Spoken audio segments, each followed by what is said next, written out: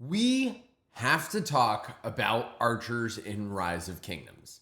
There's been a lot of debate going back and forth about whether archers should be used in a 5-march setup, and today we're going to answer that question.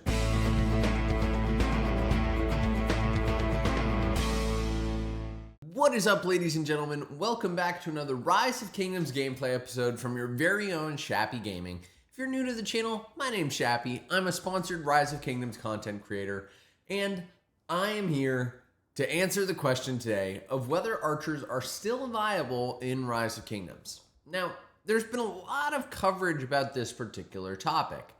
I know Chadsky made a video a long time ago about why he dislikes archers in the field, and I also have kind of made my opinions known in the past too in different live streams. But this is the first time that I've sat down and I've actually looked at the numbers to decide whether archers are truly viable.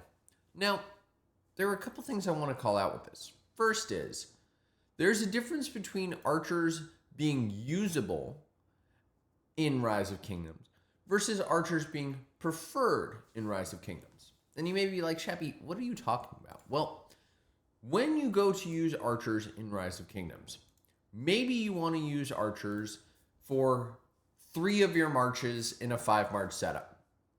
That I probably wouldn't do. But if you just want to use a single archer march, like most people are doing with the current meta, that could work as well. However, when you run archers, there are specific downsides that we're going to talk about today. So let's start with our top 5 marches in Rise of Kingdoms that I went through and looked at specifically to try and understand which marches made the most sense. Now, you guys may remember that one of the best marches that we actually had here was an archer march. It was the one that included Ash YSG and Zug Herman, 2 archer marches. Now, if you're running 2 archer marches, this may make sense for you because you have the equipment for it and you already have Ash maxed because you're a rally lead.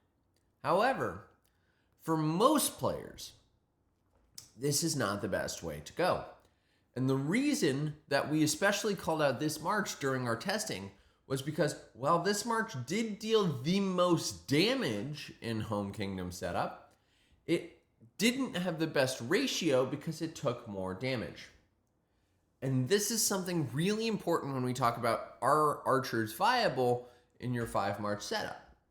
Because what you tend to get out of archer marches specifically is a lot of skill damage. I mean, let's just look at the archer commanders. You've got Zug, you've got Herman, you've got Boudica, you've got nuking archer commanders whose main advantage is they're going to deal a lot of damage. The problem with this is that if they're just dealing a lot of damage and they don't have other attributes like health or equipment that's going to give them a lot of health, which archers do not have, that's going to make a big difference into how viable they are in a long field battle. The only archer commander that's really going to survive for a decent amount of time in the field is going to be Shajar, and that's going to be as a secondary when she has her mighty healing. But yeah, generally archers don't have a lot of health going for them. And this is especially problematic because if we go back to the spreadsheet, what you'll see here is that both if you're running infantry or if you're running archers, the number one thing that remains consistent throughout this entire testing is there's always going to be 2 cavalry marches. Now, if you guys are new to Rise of Kingdoms, you may be like, what does that mean? Well, cavalry counters archers and archers counter infantry.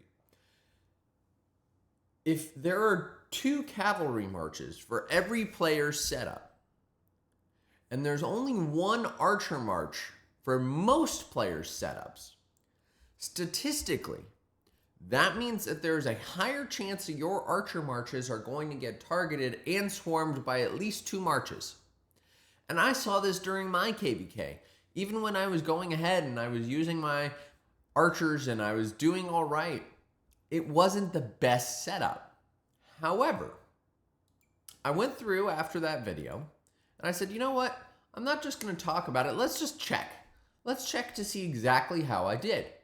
And what you'll see here is that despite the fact that my archers were targeted more than almost any other march, they did do spectacularly when we take a look at the number of kills that they got, which aligns with what we were talking about with the best 5 march setup there. So, should you be running archers?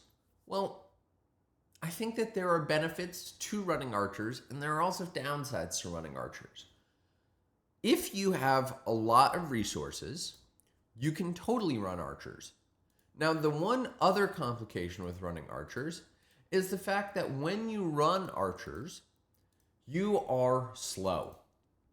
And there isn't really a good way to make up for that march speed issue with archers specifically. Now, the other benefit to running archers is from a resource consumption standpoint, they are actually pretty friendly to you because they use wood. And most other commanders don't use wood, and a lot of players are not running archers primarily, so resource-wise, you're probably going to be okay. But this march speed makes a big difference. Because if you are going into combat, right, you're marching into a murder ball, what you will find is your archers will arrive last. In many cases, this will mean that your archer marches are actually going to die potentially the fastest, even though they're the last one there. Or if all of your other marches have already arrived and already gotten into combat and died, your archer marches are probably going to be out of position. So, should you be running archers in Rise of Kingdoms? That's the big question here. I think you can run one march, Zug with Hermann as of right this minute. But for most players, there's not a whole lot of benefit to running more than that. Because if you look at the second best march, it's going to have Ashurbanipal. Well, how do you get Ashurbanipal? He's a Mightiest Governor commander.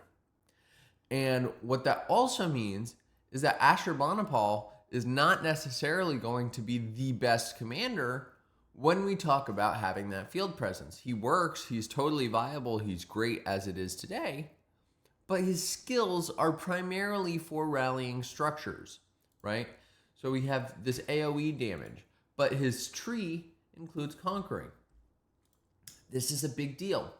And his third skill here is primarily towards targeting strongholds. So should a regular player be going ahead and maxing Ashurbanipal? Probably not. Because if you look at the spread, the best field commanders are typically going to be the wheel commanders. And the other question is, well, if you max Ashurbanipal, who do you pair him with? In our testing, we saw that Ashurbanipal worked best when paired with YSG.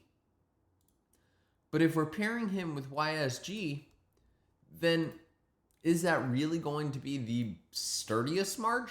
Again, we know that archers are going to get targeted first, but YSG is not doing us any favors when it comes to lasting power or health. So, should you really be running that march? I would vote no, because YSG is very slow. Yes, you get a lot of damage, but that march is going to take forever to get there. And again, remember, you're getting targeted by cavalry marches almost instantly. The other problem with archers, yes, they are huge glass cannons. They deal a lot of damage, but they have very little instant proc and normal damage compared to the other commander types, right? If you're running infantry, almost all of them have instant proc damage. Cavalry, very similar. But because archers have to get that skill cycle going, and they have to last a long time before they can deal damage, they're not really going to be as viable when we talk about running them in the field. So I would say throw Zug Hermann in your march if you want to. But if you haven't already invested in Ash YSG, you probably don't need to. If it were me, I would save up the gold heads until the next round of archers come around and then go and invest from there. But don't take my word for it. Let me know what you guys think in the comment section below. Are you running multiple archer marches today? And if so, how have you been doing? I would love to know. And if you guys have enjoyed this video, drop a like on it And hit that subscribe button right over there, bottom right-hand corner, and hit the bell so you get notified when new episodes come out. Thank you all. Shappy out.